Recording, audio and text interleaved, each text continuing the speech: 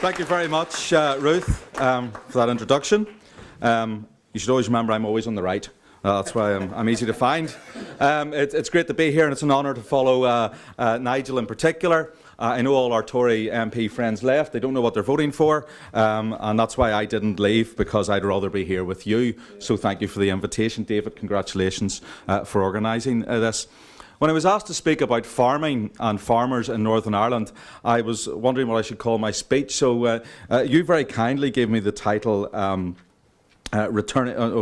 Farming, Fishing, the Environment Restored. I would far rather have the title, Let's Milk This Cow and Then Cut Its Throat. I think that's much more visceral and much more to the point of what we want to get to as the people of this great United Kingdom. As you know, we're very softly spoken in Ulster, so maybe those things don't always come out. But anyway, I want to speak to you today about an industry that is all too often taken for granted, and indeed all too often treated as second class when it should not be treated as any such thing. However, this industry should be our key priority for us as a nation, and for the United Kingdom government, and for anyone involved in governance as it embarks on any change that affects our trading position in the world. I want to talk to you about an industry that is larger than the UK car and aerospace industries combined.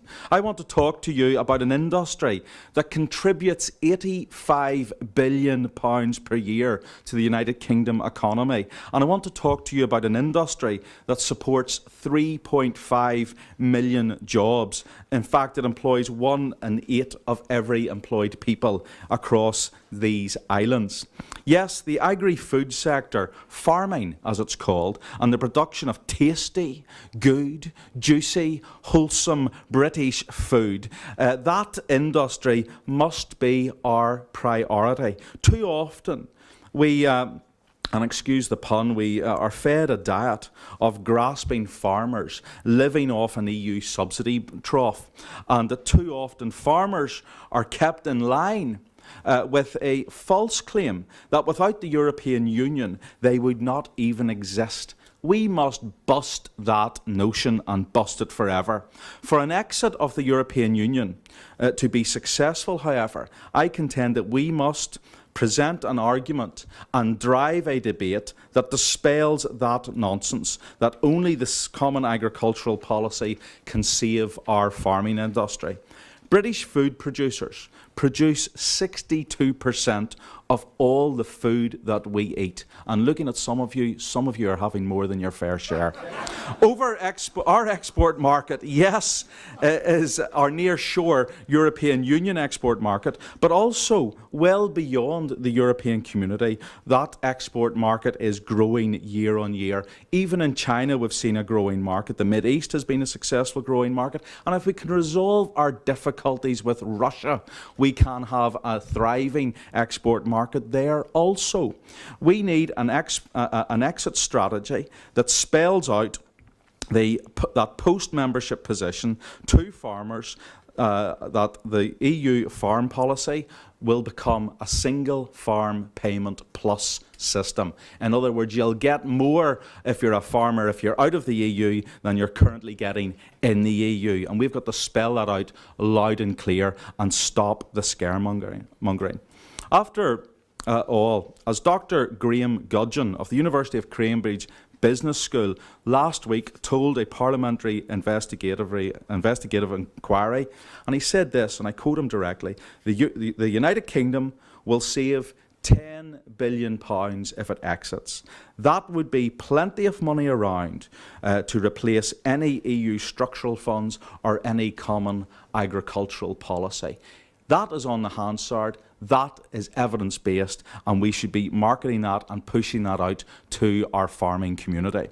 In Northern Ireland, in particular, where farming is the backbone of our society, farmers are constantly being scared by propaganda and by this piece that all EU money will go, when the fact is that all EU money that they get is our money paid to them by EU bureaucrats, and nothing should stop us from presenting that argument to them.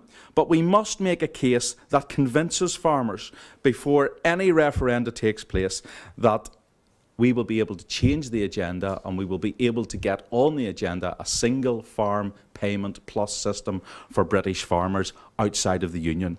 Secondly, we must ensure that Her Majesty's government, after exit, and should have done this well in advance of exit, but after exit, directs that all public food procurement in the United Kingdom goes to British farm producers. In other words, an additional 2.4 billion of trade and orders would be then made available to our local industry. Thirdly, there would be no more ludicrous EU Commission fines. For example, the £600 million saving that we would make if we don't pay fines to the EU for not implementing farm policy the way these bureaucrats think we should be implementing farm policy.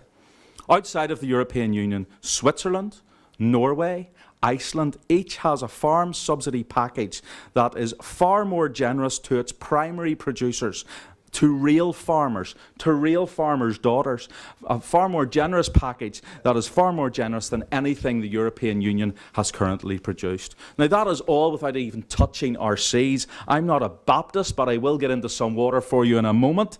And I will tell you this, that in terms of our fishing argument, I believe the arguments are even stronger. We have had stolen from us the harvest that we have in our seas. And we, in fact, allowed it to be stolen from us by pathetic negotiations with the European Union. In 2012, British vessels accounted for approximately 12 to 13% of the total EU allowable catch, a figure which has remained constant over the last sort of 10 years.